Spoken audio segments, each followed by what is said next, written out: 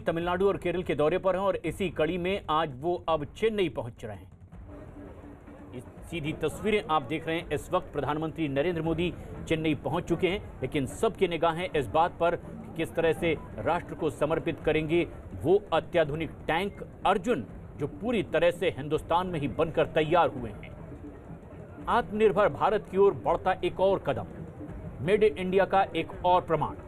सेना को आज सौंपे जाएंगे वो टैंक जो पूरी तरह से भारत में ही DRDO के जरिए बनाए गए हैं। ऐसे में जबकि अब दूसरे देशों पर इस तरह के हथियारों पर भारत की निर्भरता अब तेजी से कम हो रही है, उसकी ये एक बड़ी मिसाल आज का अर्जुन, जो प्रधानमंत्री नरेंद्र मोदी आज सेना को समर्पित करने वाले हैं।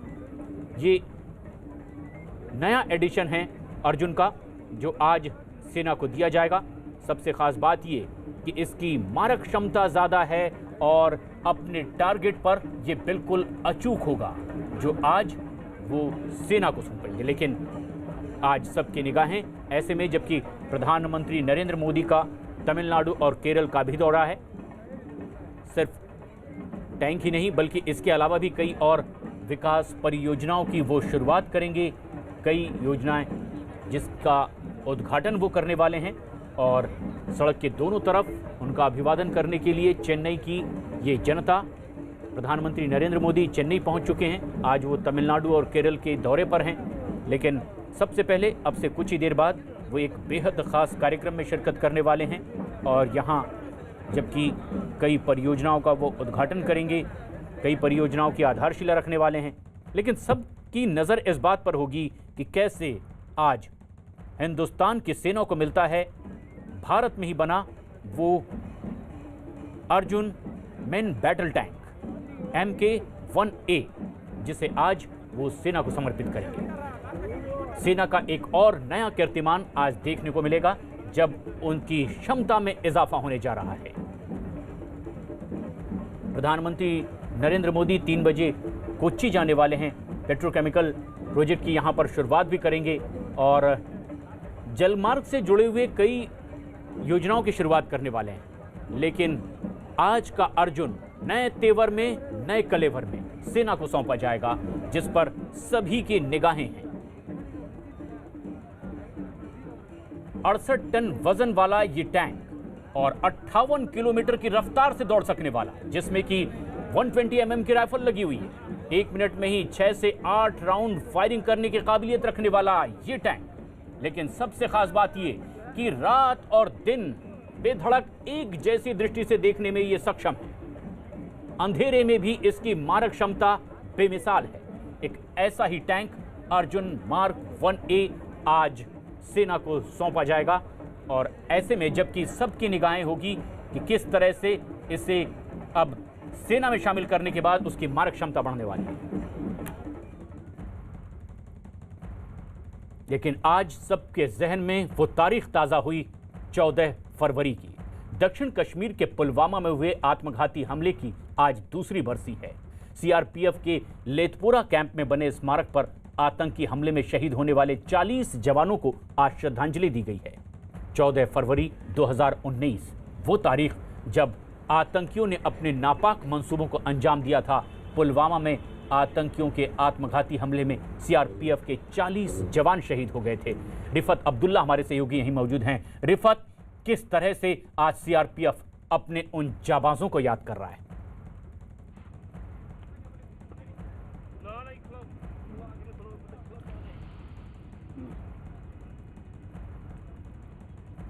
रिफत हमारे सहयोगी जो इसी जगह मौजूद हैं जहां यह श्रद्धांजलि उन शहीद जवानों को दी जा रही है। रिफत, आज CRPF किस तरह से अपने उन साथियों को, जांबाज जवानों को याद करता हुआ दिखाई दे रहा है जब उन्हें श्रद्धांजलि दी जा रही है?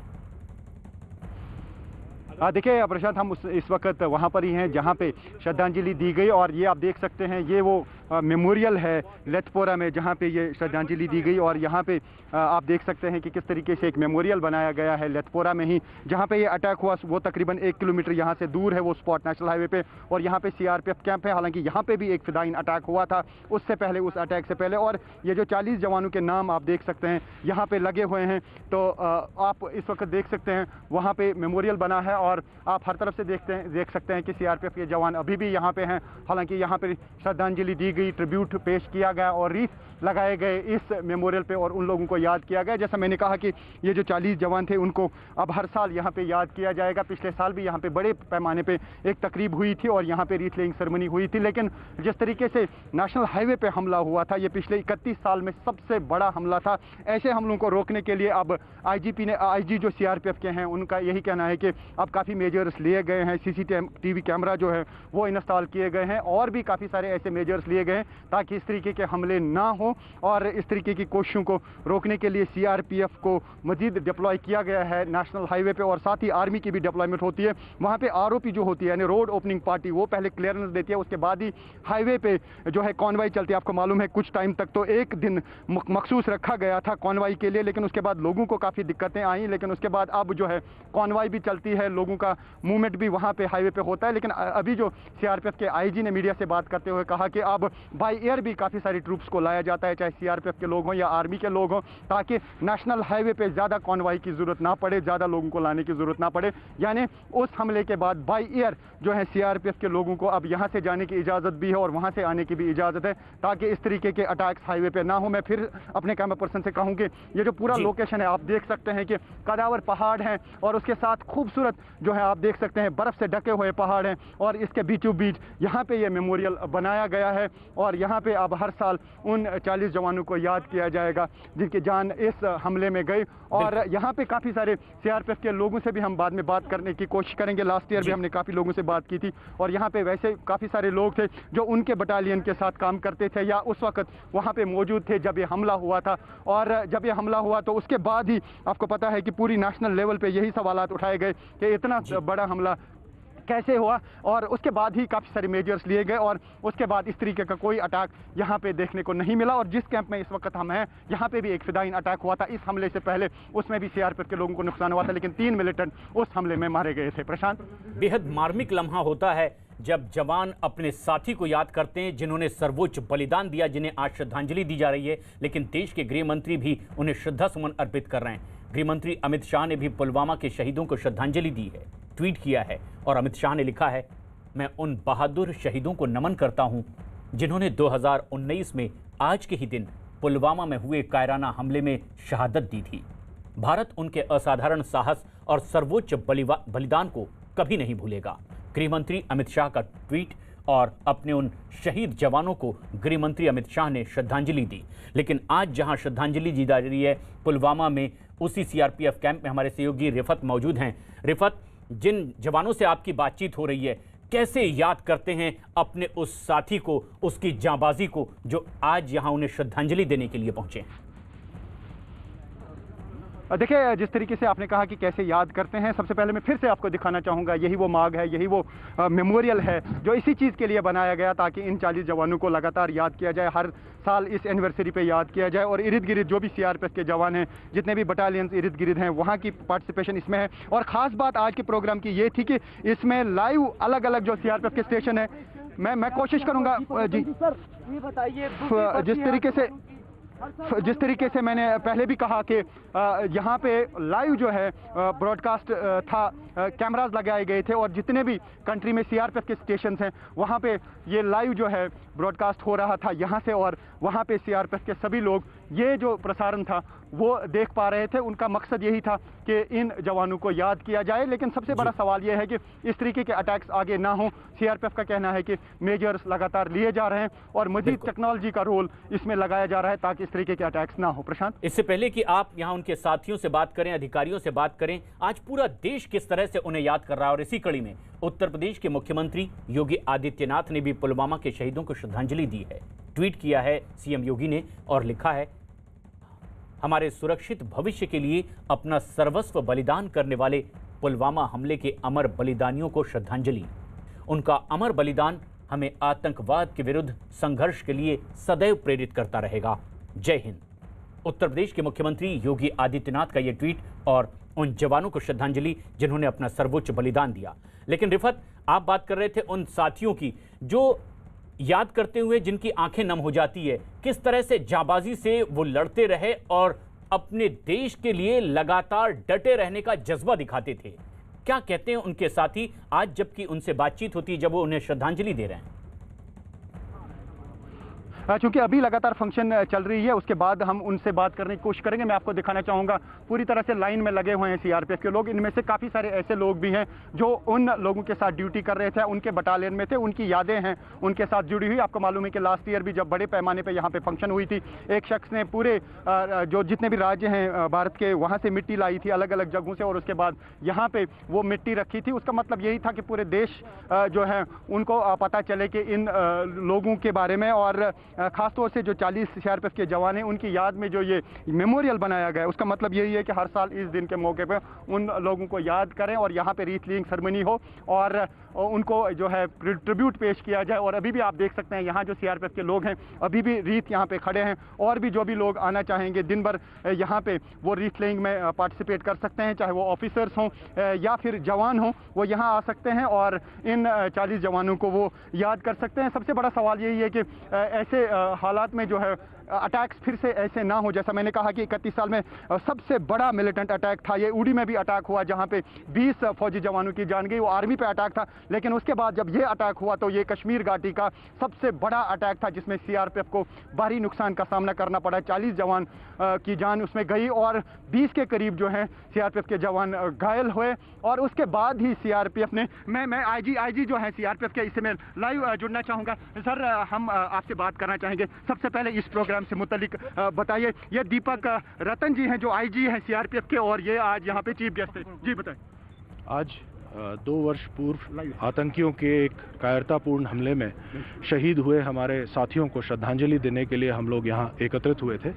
देश के लिए किए गए इस बलिदान पर हमें बहुत गर्व है, और हम इस शहादत से हमें हमारे प्रण में और बल मिला है कि कश्मीर के आवाम को ये मिलिटेंट से के जुल्म और ज्यादती से जल्दी हम निजात दिला सकें। हमें ये बताइए खासतौर से किस तरीके के मेजर्स लिए गए हैं ताकि इस तरीके के अटैक्स ना हो, क्या कुछ बदलाव आया है? कश्मीर में जो सीआरपीएफ द्वारा काम किए जाते हैं, जो ड्यूटीज़ को अंजाम दिया जाता है, उन सारी एसओपीज़ में आमूलचूल परिवर्तन किए गए हैं। एसओपीज़ को अपग्रेड किया गया है, टेक्नोलॉजी और इक्विपमेंट्स को अपग्रेड किया गया है। स्पेशली हाईवे पर हमने टेक्नोलॉजी का बहुत ज़्यादा उपयोग किया है कि इस तरह की घटना ना होने पाए। और जो ट्रेनिंग हमारे जवानों की होती है जब वो वैली में आते हैं, तो वैली की हर प्रकार की कंटिजेंसी को वो किस प्रकार से बखूबी उसका सामना कर सकते हैं और मुंह तोड़ जवाब दे सकते हैं, इसके लिए उन्हें तैयार क्या कोई इनपुट्स आ रहे हैं कि हमले हो सकते हैं, उनको रोकने के लिए क्या कुछ किया जाता है? इनपुट्स रेगुलरली रहते हैं। इंटेलिजेंस हमारी एजेंसी सक्रिय रहती हैं, जिनके इंटेलिजेंस हमको टाइम से मिलते हैं, और उसको फिर उसके हिसाब से रिएक्ट किया जाता है ताकि घटना होने के पहले ही उसे कंटेन किया जाए। तो जिस तरीके से आईजी का कहना है, ये सीआरपीएफ के आईजी हैं प्रशांत, और इनका कहना है कि बहुत सारे मेजर्स लिए गए हैं, सीसी कैमरास लगाए गए हैं, और इन्होंने इससे पहले ये भी कहा कि बाई ईयर अब सीआरपीएफ के टुकड़ियों को लाया जाता है या यहाँ से वहाँ भेजा जाता है ताकि इस तरीके के अटैक्स ना हो, और सीआरपीएफ की कॉन्वॉय कम से कम हाईवे पे चले। हाईवे पे सुरक्षा के कड़े इंतजाम किए गए हैं, और टेक्नोलॉजी का जो इन्होंने बताया, टेक्नोलॉजी का इस्तेमाल किया गया जो जिससे पता चल पाए कि कहीं पे मूवमेंट भी नहीं है। और इन्होंने कहा कि लगातार इनपुट्स भी आ रहे हैं कि मिलिटेंट कहीं पे भी हाईवे पे हमला कर सकते हैं। उन चीज़ों को देखा जाता है, रिव्यू किया जाता है, और इससे पहले उन्होंने कहा कि काफ़ी सारी ओवरग्राउंड वर्कर्स भी पकड़े गए। तो कुल मिला के ये कहा जा सकता है कि सीआरपीएफ ने बहुत सारे लेसन सीखे होंगे इस अटैक के बाद, क्योंकि ये सबसे बड़ा अटैक था और उसके बाद बदलाव आ गया। पहले तो जैसा मैंने कहा कि आरओपी जो होती थी वहाँ पे किसी को इजाज़त नहीं होती थी चलने की। पहले तो सिर्फ सीआरपीएफ और आर्मी के लिए वेंसडे का टाइम रखा गया, लेकिन उसमें काफ़ी कंट्रोवर्सी हुई और उसके बाद ये रिव्यू किया गया फिर से। लेकिन जब बाद में बाई ईयर काफ़ी सारे सिक्योरिटी फोर्सेस को लाया गया, उसके बाद जो है आम लोगों को भी अब उस दिन चलने की इजाज़त दी जाती है जब कॉन्वॉय चलती है। हालांकि कुछ देर तक ट्रैफिक को रोका जाता है, लेकिन लगातार सिविलियन की मूवमेंट जो है जारी रहती है। प्रशांत, तो जवानों की सुरक्षा के लिए भी और बेहतर कदम उठाए गए हैं एहतियात के साथ, लेकिन आज पूरा देश कैसे उन्हें याद कर रहा है। और इसी कड़ी में बीजेपी के राष्ट्रीय अध्यक्ष जेपी नड्डा ने भी पुलवामा के शहीदों को श्रद्धांजलि दी है, ट्वीट किया है। और जेपी नड्डा ने ट्वीट करते हुए लिखा, जम्मू कश्मीर के पुलवामा में हुए आतंकी हमले में शहीद होने वाले मां भारती के वीर सपूतों को कोटि कोटि नमन। अपने आपके अदम्य साहस, वीरता और शौर्य का राष्ट्र सदैव ऋणी रहेगा। जेपी नड्डा का ये ट्वीट और श्रद्धांजलि पुलवामा के उन शहीदों को जिनकी याद में आज तमाम देशवासियों की आंखें नम हैं। पुलवामा हमले को 2 साल बीत चुके हैं। इन 2 सालों में कश्मीर में बहुत कुछ बदल चुका है, लेकिन अगर एक चीज नहीं बदली तो वो है सीआरपीएफ के जवानों का जज्बा। भले ही 2 सालों में आतंकियों के कायरानापूर्ण हमले ने सीआरपीएफ ने अपने 40 जवानों को, जांबाजों को खो दिया हो, और इस आतंकी हमले में सीआरपीएफ की 76वीं बटालियन के 5 जवान शहीद हुए थे। आज भी बटालियन के अफसर और जवान जब भी अपने साथियों को याद करते हैं, वो अपनी आंखों से छलकते आंसुओं को रोक नहीं पाते। बावजूद इसके आज भी 76वीं बटालियन के अफसरों और जवानों का जोश वैसा का वैसा ही बरकरार है, हाई है।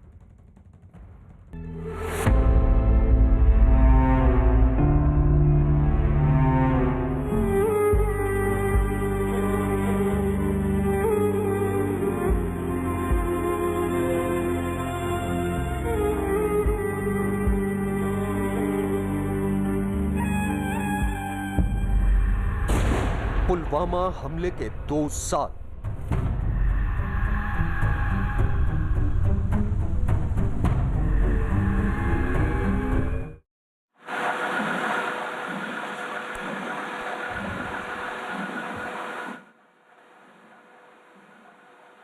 और ये सीधी तस्वीरें आप इस वक्त देख रहे हैं। प्रधानमंत्री नरेंद्र मोदी चेन्नई पहुंचे हुए हैं। बेहद खास कार्यक्रम और बेहद अहम दौरा।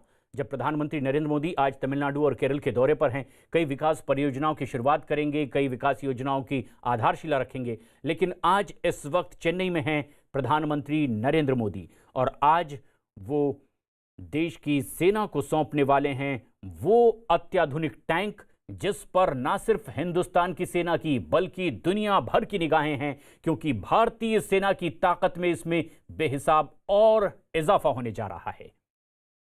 दरअसल defence research and development organisation, जिसे डीआरडीओ के नाम से हम जानते हैं, जिसमें तैयार हुआ अर्जुन टैंक, जो अब एक नई ताकत के साथ दुनिया के सामने आएगा और भारतीय सेना को मिलेगा ये आज का अर्जुन, जिसे सलामी देते हुए प्रधानमंत्री नरेंद्र मोदी आज सेना को इसे सौंप रहे हैं।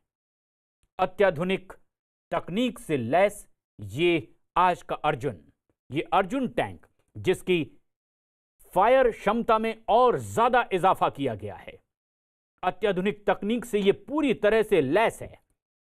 खास बात यह है कि टेक्नोलॉजी का एक ट्रांसमिशन सिस्टम इसके साथ नए तरीके से लागू है, और अर्जुन टैंक की खासियत ये कि अब ये बेहद आसानी से अपना टारगेट भी ढूंढ सकेगा और इसकी मारक क्षमता भी और ज्यादा अचूक है। लेकिन सबसे खास बात ये कि अपने ही देश की सरजमी पर तैयार हुआ ये वो टैंक है जिससे अब दुश्मन भी खौफ खाएगा।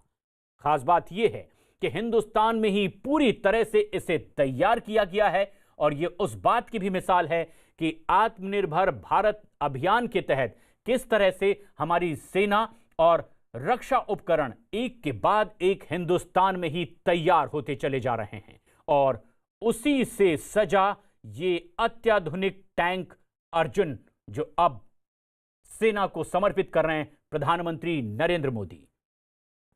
सेना के तमाम वरिष्ठ अधिकारियों की मौजूदगी में राष्ट्र को, सेना को देते ये बेहद अत्याधुनिक टैंक अर्जुन टैंक, जिसकी खासियत ये कि बेहद मारक क्षमता के साथ अब ये आगे बढ़ सकता है। कई और अत्याधुनिक उपकरण इसमें लगाए गए हैं। खास बात यह है कि सिर्फ दिन में ही नहीं बल्कि रात में भी अपने दुश्मन को बेहद आसानी से खोजने में यह सक्षम होगा।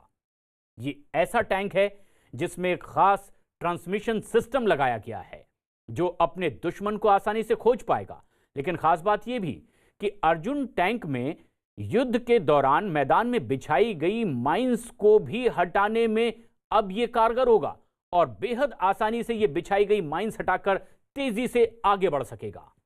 अत्याधुनिक तकनीक से लैस ये टैंक एक नया टैंक आज का अर्जुन जो सेना को समर्पित हो रहा है।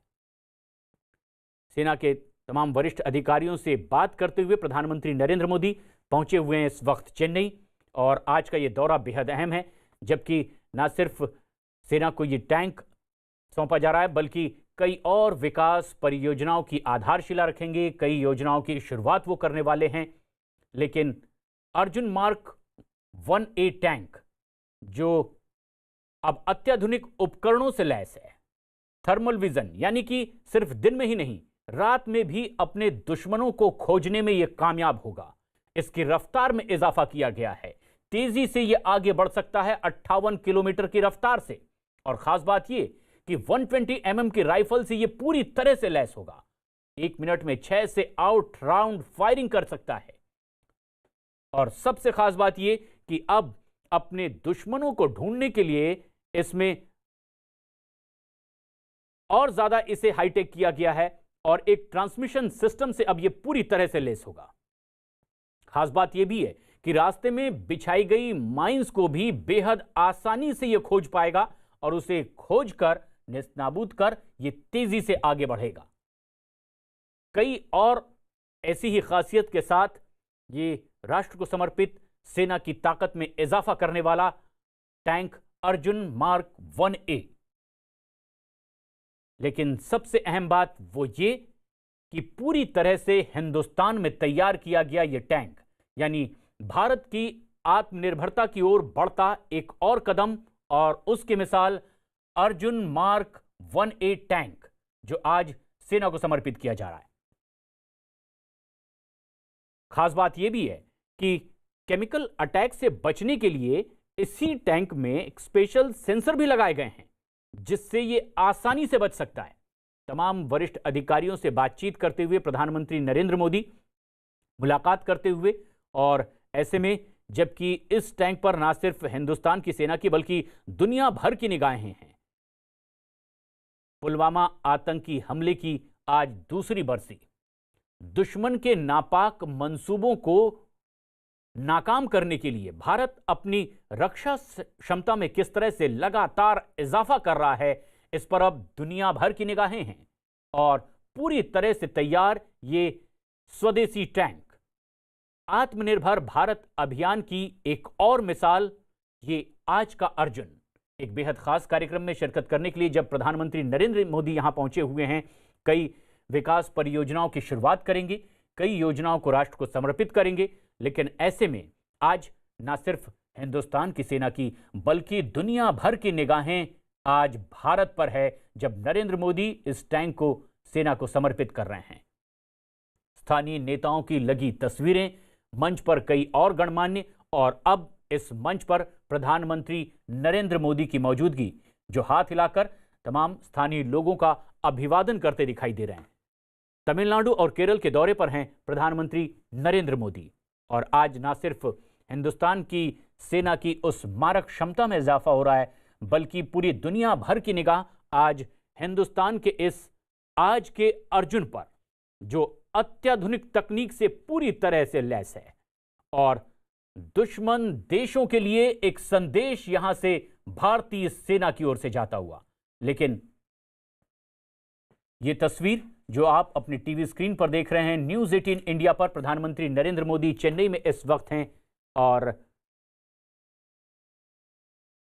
एआईएडीएमके नेताओं को श्रद्धांजलि देते हुए प्रधानमंत्री नरेंद्र मोदी, मंच पर कई और नेता भी। ऐसे में जबकि इस पार्टी की ओर से ऐलान कर दिया गया है बीजेपी के साथ आगे आने वाले चुनाव को लड़ने का, तब यह बेहद अहम है कि खुद प्रधानमंत्री नरेंद्र मोदी यहां आज इस मंच पर मौजूद हैं। ऐसे में जबकि कई अहम घोषणाएं प्रधानमंत्री यहां करेंगे, कई परियोजनाओं की शुरुआत करेंगे, कई और परियोजनाओं को राष्ट्र को समर्पित करने वाले हैं, जिनमें से कि एक ये बेहद अत्याधुनिक टैंक सेना को दिया जा रहा Arjun main battle tank MK1A, जो सेना को सौंपा गया है। लेकिन मंच पर मौजूद प्रधानमंत्री नरेंद्र मोदी कई परियोजनाओं की और शुरुआत करने वाले हैं। तकरीबन 3,770 करोड़ रुपए की लागत से चेन्नई मेट्रो रेल फेज 1 का एक्सटेंशन जो हो रहा है, उसका उद्घाटन भी प्रधानमंत्री नरेंद्र मोदी यहां पर कर रहे हैं। बड़ी तादाद में लोग मौजूद हैं और एक बेहद खास कार्यक्रम जहां शिरकत करने खुद प्रधानमंत्री नरेंद्र मोदी पहुंचे हुए हैं। ऐसे में जबकि चेन्नई के मेट्रो रेल फेज 1 एक्सटेंशन का भी उद्घाटन प्रधानमंत्री नरेंद्र मोदी यहां कर रहे हैं। तो इसके साथ साथ प्रधानमंत्री नरेंद्र मोदी जब वो चेन्नई में आज मौजूद हैं, वो अट्टीपट्टू और चेन्नई के बीच चलने वाली रेलवे लाइन का भी उद्घाटन करने वाले हैं। कई और ऐसी परियोजनाएं हैं जिसका उद्घाटन प्रधानमंत्री मोदी यहां कर रहे हैं, लेकिन एक प्रतिमा देकर, विष्णु के प्रतीक ईश्वर की प्रतिमा देकर एक सम्मान करने का एक क्रम इस मंच पर प्रधानमंत्री नरेंद्र मोदी और कई और गणमान्य यहां पर मौजूद हैं। लेकिन जो दो तस्वीरें हमारे दर्शक इस वक्त देख रहे हैं, एक बेहद खास कार्यक्रम में शिरकत करने तमिलनाडु पहुंचे हुए हैं प्रधानमंत्री नरेंद्र मोदी, और यहां मंच पर AIADMK के वरिष्ठ नेताओं की जो तस्वीर लगी थी, उन्हें श्रद्धांजलि अर्पित की। सबसे पहले प्रधानमंत्री नरेंद्र मोदी ने, बड़ी तादाद में यहां उन्हें सुनने के लिए भी लोग मौजूद हैं, किन परियोजनाओं को वो समर्पित करने वाले हैं, किन कार्यक्रमों का, योजनाओं का वो उद्घाटन करने वाले हैं, जिनमें सबसे खास बात ये कि भारतीय सेना को आज मिला Arjun main battle tank MK-1A, और अपनी मारक क्षमता के लिए अब ये दुनिया भर में जाना जाएगा। लेकिन खास बात ये कि प्रधानमंत्री मोदी की महत्वाकांक्षी योजना आत्मनिर्भर भारत मिशन के तहत इस टैंक को पूरी तरह से हिंदुस्तान में तैयार किया गया। DRDO और कई और संगठनों के साथ मिलकर हिंदुस्तान में ही तैयार ये टैंक पूरी तरह से सक्षम, और भी आगे इसी तरह के टैंक भारत में लगातार बनते रहेंगे, ये संदेश देने की भी कोशिश आज के इस कार्यक्रम से ही। साथ ही अब दुनिया के दूसरे देशों पर रक्षा उपकरणों को लेकर भारत की आत्मनिर्भरता तेजी से किस तरह से कम हो सकती है, उसकी मिसाल ये आज का अर्जुन, जिसे आप अपने टीवी स्क्रीन पर देख रहे हैं। लेकिन इस वक्त की ये सीधी तस्वीरें जब मंच पर खड़े होकर AIADMK के स्वर्गीय नेताओं को श्रद्धांजलि देते प्रधानमंत्री नरेंद्र मोदी, मंच पर ही कई और गणमान्य भी। लेकिन अमिताभ सिन्हा हमारे वरिष्ठ सहयोगी इस वक्त फोनलाइन पर मौजूद हैं। अमिताभ, चेन्नई में प्रधानमंत्री नरेंद्र मोदी, लेकिन आज का ये दौरा किस मायने में सबसे अहम? देखिए, दो तीन चीजें साफ, तमिलनाडु और केरल अब बंगाल और आसाम के साथ चुनाव में जाने वाले राज्य हैं, और प्रधानमंत्री इन कोरोना काल में कई विकास की परियोजनाओं को यहाँ पर आगे नहीं बढ़ा सके थे, उनका उद्घाटन नहीं कर सके थे। तो मुझे लगता है कि विकास की योजनाएं जो तमिलनाडु और केरल में है, उनको हरी झंडी दिखाना एक बहुत बड़ी उपलब्धि होगी, और चुनाव के पहले केंद्र सरकार का संदेश होगा कि हम कितना इन राज्यों के लिए कर रहे हैं। लेकिन सबसे महत्वपूर्ण जो वो है, प्रधानमंत्री हैंडओवर करेंगे state of art Arjun main battle tank को, जिसको MK-1A कहते हैं, भारतीय आर्मी को हैंडओवर करेंगे। ये भारत में ही बना हुआ, भारत में ही विकसित किया हुआ और भारत के द्वारा ही मैन्युफैक्चर किया हुआ DRDO और 15 जो संस्थाएं हैं भारत में, 8 लेबोरेटरीज हैं, सबने और सब बहुत सारी मध्यम और सूक्ष्म उद्योगों ने बनाया है। तो ये पूरी तरह से आत्मनिर्भर भारत का और मेक इन इंडिया का एक बहुत बड़ा प्रतीक है, जिसको आपको याद होगा कैबिनेट ने भी मंजूरी दी थी कि एक्सपोर्ट किया जाएगा। तो बहुत बड़ी उपलब्धि ये होगी आर्मी को हैंडओवर करना। इसके साथ साथ प्रशांत, जो सबसे बड़ी बात है, चेन्नई मेट्रो रेल फेज 1 को एक्सटेंशन मिलने का प्रधानमंत्री हरी झंडी दिखाएंगे, जो नॉर्थ चेन्नई को एयरपोर्ट से जोड़ेगी, रेलवे स्टेशन से जोड़ेगी, चेन्नई बीच और अट्टीपट्टू के बीच एक चौथी रेलवे लाइन का उद्घाटन करेंगे। तो ऐसी कई योजनाएं हैं। रेलवे इलेक्ट्रिफिकेशन जो सिंगल लाइन है, उसको बहुत सारे इलाकों में उसको रेलवे इलेक्ट्रिफिकेशन की बात को उद्घाटन होगा। तो एक तरह से कहा जा सकता है कि विकास की कई योजनाएं जो लंबित पड़ी थी, उसको प्रधानमंत्री हरी झंडी दिखाएंगे। लेकिन आज की जो सबसे बड़ी उपलब्धि है वो है state of art main battle tank, जो भारत, आत्मनिर्भर भारत और मेक इन इंडिया की बहुत बड़ी पहचान बनेगा। तो आज का अर्जुन अब भारतीय सेना को सौंप दिया गया है और इस पर पूरी दुनिया भर की भी निगाहें। लेकिन जिस मंच पर आज प्रधानमंत्री नरेंद्र मोदी मौजूद हैं, वो मंच भी बेहद खास है। AIADMK के कई और नेता यहां मौजूद हैं, स्वर्गीय नेताओं को श्रद्धांजलि अर्पित की गई है। लेकिन सलामी देती ये तस्वीर बेहद खास प्रधानमंत्री नरेंद्र मोदी की, क्योंकि आज का ये नया अर्जुन अब सेना को मिला है। लेकिन अमिताभ, जो तस्वीरें हम देख रहे हैं इस वक्त, ऐसे में जबकि पहले यह ऐलान कर दिया गया है कि AIADMK BJP साथ मिलकर आगे के चुनाव लड़ने वाले हैं, खुद प्रधानमंत्री नरेंद्र मोदी का यहां पहुंचना, कई परियोजनाओं की सौगात देना, कई योजनाओं को समर्पित करना, कई का उद्घाटन करना, क्या एक संदेश देने की भी कोशिश है कि जो लोग ये आरोप लगाते रहे कि दक्षिण में उतना एसोसिएशन बीजेपी का वहां के लोगों से नहीं है, वहां की पार्टियों से नहीं है, एक नए सिरे से आगे बढ़ने की भी कोशिश होगी इस दूसरे कार्यक्रम में जहां वो शिरकत करने वाले हैं। बिल्कुल, दक्षिण के द्वार कर्नाटक में बीजेपी खोल चुकी है। आज से 10 साल पहले कर्नाटक में बीजेपी की सरकार बन चुकी है और तमिलनाडु, केरल जैसे राज्य हैं जो बचे हुए थे, बीजेपी से अछूते थे, बीजेपी की पहुंच से अछूते थे। तो ये पूरी तरह से कोशिश है पूरे बीजेपी हाईकमान की। जहां तक एआईएडीएमके का सवाल है, उनके साथ एक गठबंधन का ऐलान जेपी नड्डा अपनी पिछली रैली में कर चुके हैं, जो पिछले हफ्ते हुई थी चेन्नई में। तो एक बहुत बड़ा ऐलान हो चुका है कि बीजेपी और जेडीयू और ये गठबंधन में चुनाव लड़ेंगे एआईएडीएमके के। लेकिन आगे जो प्रधानमंत्री बीजेपी के सबसे बड़े वोट कैचर है, बीजेपी के सबसे बड़े चेहरे हैं, जिनकी अपील कश्मीर से लेकर कन्याकुमारी तक है, ये बीजेपी भी जानती है। और शायद उनके द्वारा जो कतार में खड़े आखिरी व्यक्ति तक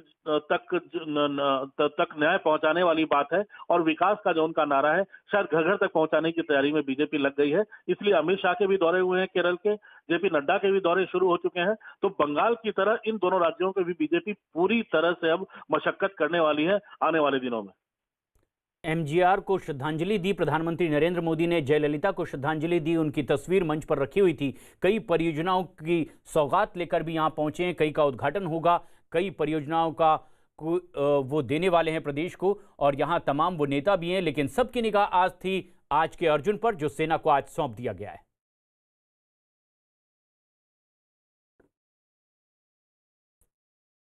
और ये सीधी तस्वीरें भी हमारे दर्शक इस वक्त देख रहे हैं अपने टीवी स्क्रीन पर। प्रधानमंत्री नरेंद्र मोदी का ये दौरा बेहद अहम, और इस दौरे से पहले खुद प्रधानमंत्री नरेंद्र मोदी ने ट्वीट कर दिया था। खास बात यह है कि तमिल भाषा में, मलयालम में, अंग्रेजी में पीएम का ये ट्वीट आया और उन्होंने खुद कह दिया था कि 14 फरवरी को चेन्नई में, तमिलनाडु में वो रहने वाले हैं, कोच्चि जाएंगे केरल में, और कई विकास कार्यों की शुरुआत करने वाले हैं जो आत्मनिर्भर भारत दृष्टिकोण को पूरा करने में और गति प्रदान करेगा। यह खुद पीएम मोदी ने ट्वीट कर यहां के दौरे से पहले यह जानकारी दी थी, और उन्होंने कहा था कि परियोजनाएं हमारे नागरिकों के लिए ईज ऑफ लिविंग को और ज्यादा बढ़ावा देगी। और यह संदेश देने की भी कोशिश है अपने इस दौरे से प्रधानमंत्री नरेंद्र मोदी की, जबकि कई परियोजनाओं की वो शुरुआत करने वाले हैं। कोच्चि में भी वो रहेंगे, तो यहां पर भी बीपीसीएल के तकरीबन 6000 करोड़ रुपए की एक पेट्रोकेमिकल परियोजना को राष्ट्र को समर्पित करने वाले हैं। लेकिन उससे पहले ये तस्वीरें बेहद खास थी। जो देख रहे हैं हमारे तमाम दर्शक, ये दुनिया भी देखना चाहती थी कि आज आखिर ऐसा क्या है इस अर्जुन टैंक में जो भारतीय सेना को मिलने वाला है, और उसकी खासियत पर सबकी निगाहें थी। अब अपनी और क्षमता को बढ़ाता हुआ ये अर्जुन टैंक भारतीय सेना में शामिल हो चुका है। खास बात यह है कि ये कई केमिकल अटैक से बचने में भी पूरी तरह से सक्षम है, क्योंकि इसमें खास तौर पर लगाए गए हैं कई ऐसे सेंसर जो केमिकल अटैक से इसको बचाकर निकालेंगे। और ना सिर्फ केमिकल अटैक से, बल्कि कई और बिछाई गई माइन को भी हटाने में यह टैंक कामयाब होगा और तेजी से, रफ्तार से अपने टारगेट की तरफ बढ़ेगा। खास बात यह है कि इसकी मारक क्षमता अब और ज्यादा अचूक होगी। साथ ही साथ 68 टन का इसका वजन और रफ्तार अब इसकी 58 किलोमीटर प्रति घंटे की रफ्तार से आगे बढ़ता नजर भी आएगा। लेकिन जो सबसे खास बात यह है कि ये आज का अर्जुन जो पूरी तरह से हिंदुस्तान में तैयार हुआ है, दुनिया अब यह देख रही है कि किस तरह से भारत अपनी रक्षा जरूरतों को पूरा करने के लिए दूसरे देशों की बजाय हिंदुस्तान में ही उन उपकरणों को तैयार कर रहा है। और उसी की एक बानगी, उसी की एक मिसाल ये आज का अर्जुन जो पीएम मोदी ने सेना को दिया है। लेकिन आज देशवासियों की निगाहें पुलवामा पर भी, क्योंकि 2 साल पूरे हुए उस आतंकी हमले को। दक्षिण कश्मीर के पुलवामा में हुए आत्मघाती हमले की आज दूसरी बरसी है। सीआरपीएफ के लेथपुरा कैंप में बने स्मारक पर आतंकी हमले में शहीद होने वाले 40 जवानों को श्रद्धांजलि दी गई। 14 फरवरी 2019 ये वही तारीख थी जब पुलवामा में आतंकियों ने आत्मघाती हमला किया और सीआरपीएफ के 40 जवान इसमें शहीद हो गए थे। वहीं शहीदों की याद में आज बीजेपी ने भी दोपहर 12 बजे पुलवामा में एक प्रार्थना सभा का आयोजन किया है। लेकिन इस कैंप में अपने साथी जवानों को श्रद्धांजलि देते सीआरपीएफ के ये अधिकारी और जवान ये सीधी तस्वीर इस वक्त आप देख रहे हैं लैथपोरा कैंप की। सीआरपीएफ का ये वो कैंप जहां पर 39 जवानों के नाम अंकित हैं। खुद आईजी ने बताया कि किस तरह से वो उन्हें नम आंखों से याद कर रहे हैं। अब और भी ज्यादा मुस्तैद सीआरपीएफ। 2019 को पुलवामा के आत्मघाती हमले में हमारे बटालियन 76 बटालियन सीआरपीएफ जो जम्मू सेक्टर जम्मू संभाग में स्थित है, उसके 5 वीर कार्मिक जिन्होंने कर्तव्य की बलिवेदी पर अपने प्राणों की आहुति दे दी और वतन के लिए शहीद हो गए। हमारे इन अमर शहीदों की श्रद्धांजलि के इस बलिदान दिवस पर मैं देशवासियों से ये अपील करूंगी कि आप इस दिन को, इस शहादत को भुला नहीं सकते।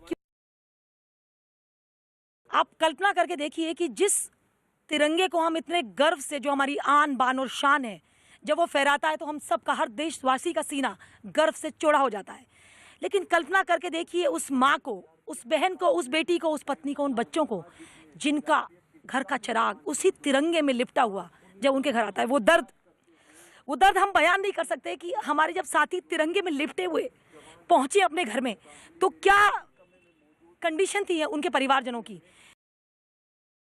ये हमारे लिए बहुत ही एक गौरव की बात है कि हम देश के लिए कुछ कर पाने के लिए हम हमेशा तत्पर रहते हैं, चाहे हमें बलिदान कितना भी देना पड़े, लेकिन हम उस मिट्टी की जिसकी कसम खाई है उसको हम कभी झुकने नहीं देंगे, उस देश को कभी झुकने नहीं देंगे, और बल्कि हम आगे आकर के अपने देश की रक्षा के लिए हमेशा तत्पर हैं, चाहे बलिदान कितना भी देना पड़े।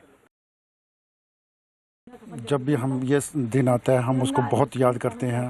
हमारे को बहुत याद आती है उनकी, क्योंकि वो एक साथ हमने ड्यूटी करना, एक साथ जाना, और जिसमें कि हेड कांस्टेबल जयमल सिंह था जो कि हमारे साथ बहुत करीब था, और कांस्टेबल तिलकराज था जो कि जब ये छुट्टी काट के आया तो इसके पास में एक्चुअली उस टाइम 1.5 महीने का एक बच्चा हुआ था छोटा।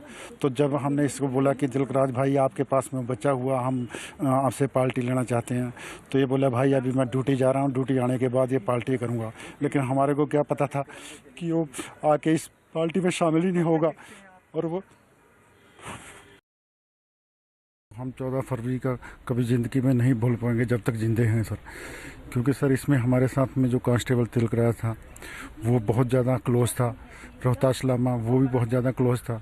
कभी आज तक ज़िंदगी में नहीं भूल पाऊंगा, ना ही मैं अभी तक उसको, उसकी यादें और उसको नहीं भूल पाया। 14 फरवरी के दिन ही हमारे सीआरपीएफ के 40 बहादुर जवान जिन्होंने अपने प्राणों की आहुति अपनी देश सुरक्षा के लिए, अपनी मातृभूमि के लिए जो दे दी, और ये बहुत ही बड़ा दुखद घटना देश के लिए ही, सीआरपीएफ के लिए नहीं बल्कि अभी तो पूरे देश के लिए जो था, बहुत बड़ी दुखद घटना थी जिसको हम आज तक नहीं भूल पाते हैं।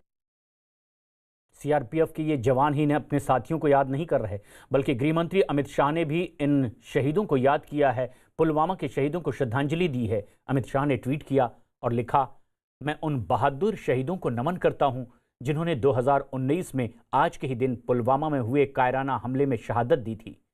भारत उनके असाधारण साहस और सर्वोच्च बलिदान को कभी नहीं भूलेगा। गृहमंत्री अमित शाह का ये ट्वीट और सीआरपीएफ के उन शहीद जवानों को श्रद्धांजलि। तो ठीक इसी तरह से उत्तर प्रदेश के मुख्यमंत्री योगी आदित्यनाथ ने भी पुलवामा के शहीदों को श्रद्धांजलि दी है। सीएम योगी आदित्यनाथ ने ट्वीट किया और लिखा, हमारे सुरक्षित भविष्य के लिए अपना सर्वोच्च बलिदान करने वाले पुलवामा हमले के अमर बलिदानियों को श्रद्धांजलि। उनका अमर बलिदान हमें आतंकवाद के विरुद्ध संघर्ष के लिए सदैव प्रेरित करता रहेगा। जय हिंद। सीएम योगी का ये ट्वीट और सीआरपीएफ के शहीद जवानों को उनकी श्रद्धांजलि।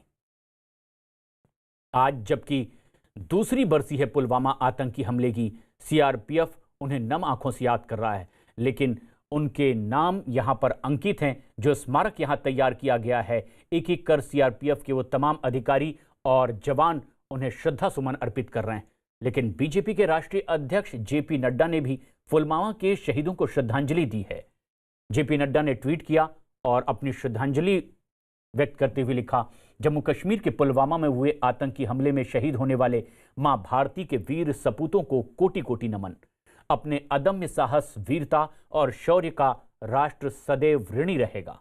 जेपी नड्डा का ट्वीट और पुलवामा के शहीदों को श्रद्धांजलि। लेकिन ये तस्वीरें इस वक्त आप देख रहे हैं जबकि लैथपोरा सीआरपीएफ कैंप पर ये श्रद्धांजलि दी जा रही है अपने उन साथियों को वो स्मारक तैयार किया गया है जहां इन 40 जवानों के नाम अंकित हैं और एक दीवार पर अंकित इन नामों के सामने श्रद्धांजलि अर्पित करते, अपने साथियों को याद करते सीआरपीएफ के जवान। लेकिन जम्मू कश्मीर के पूर्व मुख्यमंत्री नेशनल कॉन्फ्रेंस के नेता उमर अब्दुल्ला को घर में ही रोके जाने से एक बेहद अहम और बड़ी खबर भी आ रही है। लेकिन ट्वीट उमर अब्दुल्ला का निशाना बिना जानकारी दिए ही उनके घर में उन्हें बंद किया गया है। जबरन रोके जाने का आरोप उन्होंने लगाया है और उमर अब्दुल्ला ने ट्वीट किया और इसके बाद श्रीनगर पुलिस ने भी ट्विटर पर जवाब दिया है। इस पर दोनों में बयानबाजी शुरू हो गई है। श्रीनगर पुलिस ने भी अपना जवाब दिया है और उन्होंने कहा है कि कानून के तहत ही उन्हें नजरबंद किया गया है। जम्मू कश्मीर के पूर्व मुख्यमंत्री उमर अब्दुल्ला ने खुद को और अपने परिवार को घर में ही कैद करने का आरोप लगाया। उन्होंने नाराजगी जाहिर करते हुए ट्वीट किया और उमर अब्दुल्ला ने ट्वीट में लिखा, तो ये है अगस्त 2019 के बाद का नया कश्मीर। हमें बिना कोई वजह बताए घरों में कैद कर दिया गया है। दुर्भाग्य है कि उन्होंने मेरे पिता, जो कि एक मौजूदा सांसद हैं, और मुझे हमारे घरों में कैद कर दिया। उन्होंने मेरी बहन और उनके बच्चों को भी घरों में लॉक कर दिया है, ट्वीट किया उमर अब्दुल्ला ने। श्रीनगर पुलिस ने उमर अब्दुल्ला के ट्वीट पर जवाब देते हुए भी ट्वीट किया है, आज लातेपुरा में हुए हमले की दूसरी बरसी है। आज सड़कों पर गश्त के लिए जवान मौजूद नहीं रहेंगे। अलर्ट की वजह से वीआईपी हो या फिर वो लोग जिन्हें सुरक्षा दी गई है, उनके कहीं जाने पर रोक है। ऐसे लोगों को पहले ही आज का दौरा नहीं करने की जानकारी दी जा चुकी है। जम्मू कश्मीर पुलिस के ट्वीट के बाद उमर अब्दुल्ला ने फिर ट्वीट किया और लिखा, मुझे लगता नहीं कि ये Twitter handle Jammu Kashmir police का है, क्योंकि ये वेरीफाइड नहीं है। लेकिन मैं इसे सही मानते हुए पूछना चाहता हूं कि किस कानून के तहत मुझे घर में कैद किया गया है। आप मुझे मेरे घर से बाहर नहीं निकलने की सलाह दे सकते हैं, लेकिन सुरक्षा के नाम पर मुझे जबरन रोका नहीं जा सकता।